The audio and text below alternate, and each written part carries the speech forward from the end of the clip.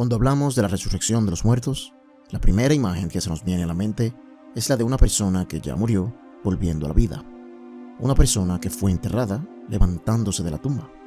O una persona que fue cremada recomponiéndose milagrosamente para volver a la vida una vez más. Y ciertamente, cuando leemos las cartas de Pablo, esto es lo que aparentemente encontramos a primera vista. Como en 1 de Tesalonicenses capítulo 4, verso 16, que dice: porque el Señor mismo, con voz de mando, con voz de arcángel y con trompeta de Dios, descenderá del cielo, y los muertos en Cristo resucitarán primero. O en 1 de Corintios capítulo 6, verso 14, que dice: y Dios, que levantó al Señor, también a nosotros nos levantará con su poder. O 2 de Corintios capítulo 4, verso 14, que dice: sabiendo que el que resucitó al Señor Jesús, a nosotros también nos resucitará con Jesús y nos presentará juntamente con vosotros.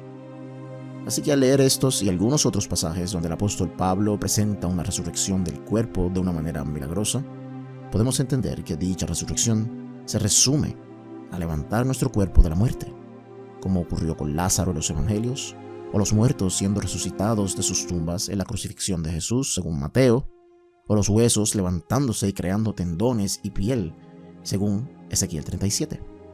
Pero, ¿qué si te digo que esto no es correcto?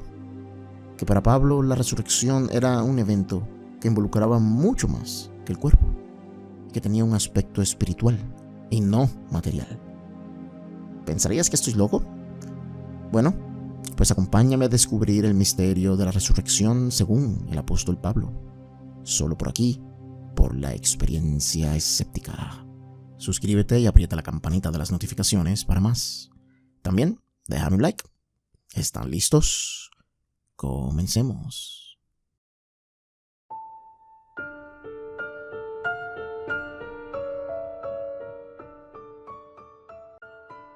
La realidad del asunto es que para entender a Pablo, debemos entender lo que se creía en el primer movimiento cristiano sobre la resurrección. Esta idea de una tumba vacía no existía en los tiempos de Pablo. Sí, así como lo oyen, Pablo escribió primero que los evangelios entre los años 40 y los 60, mientras que los evangelios se escribieron del año 70 en adelante, empezando por Marcos en los 70, Mateo en los 80, Lucas y Hechos en los 90 y Juan temprano en el segundo siglo. La idea de una tumba vacía la encontramos en los evangelios, o sea, más tarde en el movimiento cristiano. Pero incluso en la epístola de Santiago, la cual es contemporánea con Pablo en los años 40, tampoco encontramos esta idea de una tumba vacía. Y esto no lo digo como para desprestigiar la resurrección de Jesús. Al revés, esto sin duda ayuda la narrativa teológica aún más. Verán, para Pablo la resurrección era más que un cuerpo siendo levantado de la muerte, como vemos en el ejemplo de Lázaro. Porque algo que tienen en común todos estos eventos de resurrección que aparecen en la Biblia es que todos los que fueron levantados, ya sea por Jesús o los apóstoles o incluso los profetas del Antiguo Testamento, todos ellos volvieron a morir. En cambio, la resurrección que presenta Pablo es un evento espiritual que afecta a todo el cosmos por igual. Pero si Pablo no creía en una tumba vacía, pues ¿cómo puede afirmar que Jesús resucitó sabiendo que había una tumba llena de huesos de su maestro? Pues eso es lo que vamos a descifrar ahora. Así que para empezar, hablemos del nuevo cuerpo que recibirán todos aquellos que estén en Cristo el día de la resurrección.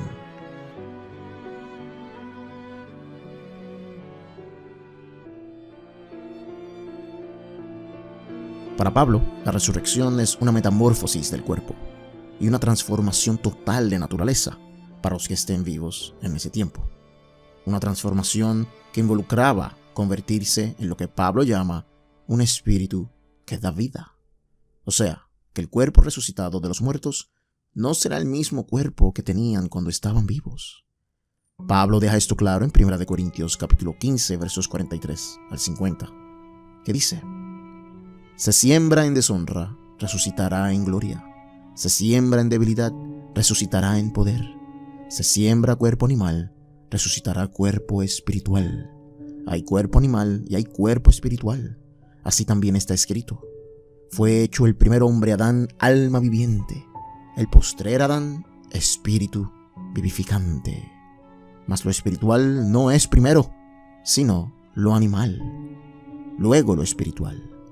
El primer hombre es de la tierra terrenal, el segundo hombre, que es el Señor, es del cielo. Cual el terrenal, tales también los terrenales, y cual el celestial, tales también los celestiales. Y así como hemos traído la imagen del terrenal, traeremos también la imagen del celestial. Pero esto digo, hermanos, que la carne y la sangre no pueden heredar el reino de Dios, ni la corrupción hereda la incorrupción. Claramente Pablo no creía en que los muertos se levantarían de sus tumbas con el mismo cuerpo que tenían antes de morir, sino que un nuevo cuerpo es el que tendrían. El Evangelio de Lucas también toca esto cuando Jesús resucita y se aparece en Emaús. Sus seguidores comieron con él, vivieron con él, iban con él a todas partes, pero esta vez comieron con Jesús, hablaron con Jesús y estuvieron con él durante un buen rato después de la resurrección. Y dice Lucas que aún así no lo reconocieron. Y no fue hasta que éste les abrió la mente que pudieron comprender que ese era Jesús. Otro ejemplo lo vemos en Mateo 22, verso 20, donde Jesús está debatiendo con los saduceos, aquellos que no creían en las cosas espirituales como la resurrección. Y para atraparlo, le preguntaron que si una mujer tiene 7 esposos, uno detrás del otro, y queda viuda de todos, pues ¿con cuál se quedaría en la resurrección? Porque si vamos a resucitar, pues mi esposa será mía también en la resurrección, ¿cierto? Pero Jesús le contesta que en la resurrección nadie se casará ni se dará en casamiento, porque seremos como los ángeles del cielo. Y para los judíos, los ángeles son espíritus sin género, o sea que no son hombre ni mujer. Y según Jesús, eso es lo que seremos en la resurrección. Pero esta idea de que la resurrección se trata de adquirir un cuerpo nuevo, donde nadie es ni se parecerá a quien era en vida, ha sido olvidada gracias a la tradición de la tumba vacía en los evangelios, y especialmente gracias a esos pasajes de Lucas y de Juan, donde Jesús come con los discípulos, donde Jesús es de carne y hueso después de resucitar, donde Jesús le muestra sus heridas a los discípulos. Y esto se escribió para refutar esa idea platónica que había en esos días, donde había un dualismo entre lo material y lo espiritual. Así que el autor de Lucas y de Juan añadieron esta versión de los hechos, donde aparece un Jesús resucitado con un cuerpo de carne y hueso que necesita comer, etc. Pero en Mateo vemos a un Jesús tan distinto a quien era cuando aún vivía, que cuando fueron a verlo a Galilea, dice el texto en Mateo 28, verso 17, que algunos dudaron de que ese que estaba ahí en realidad era Jesús. Y en Marcos, Jesús ni se aparece a nadie, porque la versión original de Marcos termina en el versículo 8 del capítulo 16. Lo demás fue añadido siglos más tarde. Así que tanto en Pablo, en Santiago y en los evangelios más tempranos, vemos que en la resurrección los muertos no tendrán el mismo cuerpo que tenían, y tampoco serán las personas que eran antes de morir, porque según Pablo, serán espíritus que dan vida. Y según Jesús, serán como los ángeles, como bien leímos hace un minuto. Y esto se hace aún más obvio en 2 de Corintios capítulo 5, versos 1 al 5, que dice: de hecho, sabemos que si esta tienda de campaña en que vivimos se deshace, tenemos de Dios un edificio, una casa eterna en el cielo, no construida por manos humanas. Mientras tanto, suspiramos anhelando ser revestidos de nuestra morada celestial, porque cuando seamos revestidos, no se nos hallará desnudos. Realmente vivimos en esta tienda de campaña, suspirando y agobiados, pues no deseamos ser desvestidos, sino revestidos, para que lo mortal sea absorbido por la vida. Es Dios quien nos ha hecho para este fin, y nos ha dado su espíritu como garantía de sus promesas. Aquí Pablo compara el cuerpo humano con una vestimenta y el cuerpo espiritual con otra vestimenta. Dice que vivimos en una tienda de campaña, pero que la vida espiritual es en Cristo y es un edificio o una casa eterna. Y fíjense cómo Pablo enfatiza que lo que no queremos es estar desnudos, o sea, muertos. Y solo aquellos que estén en Cristo serán revestidos con la vida y el cuerpo espiritual. Estas vestimentas representan la vida humana mortal y la vida celestial espiritual.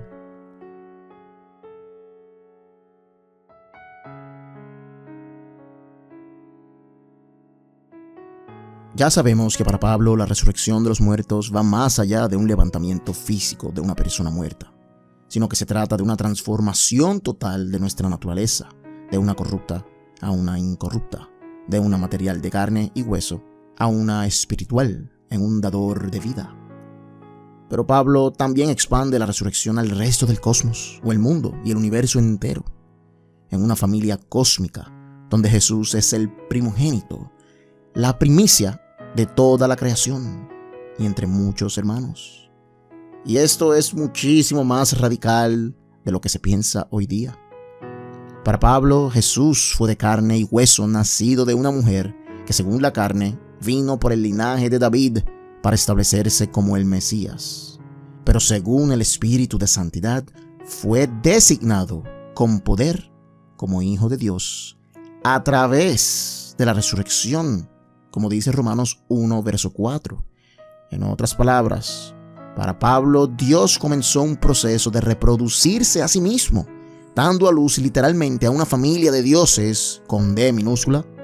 O sea que para Pablo, Jesús no era un ser eterno, que siempre existió como el Hijo eterno de Dios, sino que se convierte en Hijo de Dios a través de la resurrección. Y por eso Pablo le llama el primogénito de toda creación, porque fue el primero en convertirse en parte de la familia de Dios como su primogénito divino, como el hermano mayor de una familia entera de dioses, por decirlo así. Así que todos los que crean en Jesús y sean llenados del Espíritu Santo también comienzan el proceso de convertirse en dioses.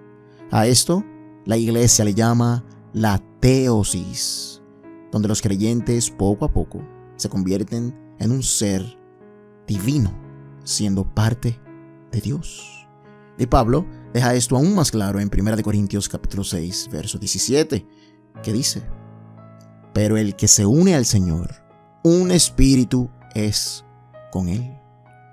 Somos como pequeños embriones espirituales desarrollándonos en la imagen de Cristo mientras estamos en vida, esperando ese nacimiento transformativo que no se trata de la carne ni de la sangre, sino que nos transformamos en un espíritu dador de vida. Y ya sé que con esta revelación deben de estar pensando en Filipenses capítulo 2, donde Pablo dice que Jesús era Dios por naturaleza, pero que se rebajó a sí mismo, etcétera, etcétera. Pero para ese verso tendremos un video entero sobre lo que Pablo creía de la naturaleza de Jesús. Ahora, ya vimos que la resurrección trae consigo una familia divina. ¿Pero y qué hay del universo entero? Pues para Pablo y el resto de los cristianos del primer siglo hasta el siglo XIX, el fin de los días no culminaba con la familia de Dios reinando en los cielos o en otra dimensión. Eso es un invento del siglo XIX, donde se creó el mal llamado rapto secreto, una doctrina dispensacional que enseña que Jesús vendría al final de los tiempos para arrebatar a su iglesia y llevársela al cielo a reinar para siempre. Y esto es simplemente falso y no se encuentra en la Biblia. De nuevo, tenemos una mala interpretación de lo que dijo Pablo en 1 de Tesalonicenses, capítulo 4, verso 16 en adelante. Específicamente cuando dice que seremos arrebatados para estar con el Señor en el aire y así estar con Él juntos para siempre. En otras palabras, que seremos raptados por Dios y llevados a otro lugar u otra dimensión por siempre. Esto es simplemente falso. Tanto Jesús como el resto entendían que el reino de Dios estaba cerca en esos días, o que estaba entre ellos. Apocalipsis 21 dice que la nueva Jerusalén desciende del cielo, pero no vuelve al cielo. El profeta Isaías lo llama el nuevo cielo y la nueva tierra. O sea que para Pablo y los demás, el destino final de los cristianos lo es aquí, en esta tierra y no en el cielo, como erróneamente se cree hoy. Pablo se refería a que recibiríamos a Jesús en el cielo, pero volveríamos a descender a la tierra para gobernar junto a Él por siempre, donde ésta sería un lugar donde la familia divina reinaría sobre todo el universo. Pero de nuevo, no estamos hablando de un lugar material, porque para Pablo, en la resurrección, todo se vuelve espiritual. Un lugar donde los espíritus en desarrollo recibirían el mismo poder que recibió Jesús, como dice Romanos 8:17 y Filipenses 3:20-21. Pablo entiende que la creación misma será renovada espiritualmente, y lo explica en Romanos 8:21-23, que dice: porque también la creación misma será libertada de la esclavitud de corrupción, a la libertad gloriosa de los hijos de Dios, porque sabemos que toda la creación gime a una y a una está con dolores de parto hasta ahora. Y no solo ella, sino que también nosotros mismos, que tenemos las primicias del Espíritu. Nosotros también gemimos dentro de nosotros mismos, esperando la adopción, la redención de nuestro cuerpo. La creación también espera ese día en que los hijos de Dios sean transformados. Somos embriones espirituales en un embarazo espiritual, esperando a ser nacidos en el día de la resurrección, donde la creación también será transformada y liberada de su cuerpo de corrupción a uno glorioso, convirtiendo este día en el que la creación se convierte en el reino de Dios que tanto esperan los creyentes, donde juzgaremos al mundo, incluyendo a los ángeles, como dice el mismo Pablo. Y Pablo usa una muy buena analogía para entender el porqué de estas cosas. Nos dice que Adán fue un alma viviente, pero que el segundo Adán fue un espíritu que da vida. Así que Adán pecó y toda la creación cayó junto con él. Pero como Cristo se convirtió en las primicias de todos, así también todos los que estén con Él serán un espíritu que da vida. Y así también será la creación. Porque si la creación cae con Adán, la creación también se levanta y se libera y es nacida espiritualmente con el segundo Adán. Ella fue creada en corrupción, pero será resucitada o transformada en incorrupción. Así que de cargar la imagen del primer Adán, pasamos a cargar la imagen del segundo Adán. Esto es a lo que Jesús se refiere con nacer de nuevo en Juan capítulo 3. El primer nacimiento es en corrupción y material, y el segundo nacimiento es incorrupto y espiritual.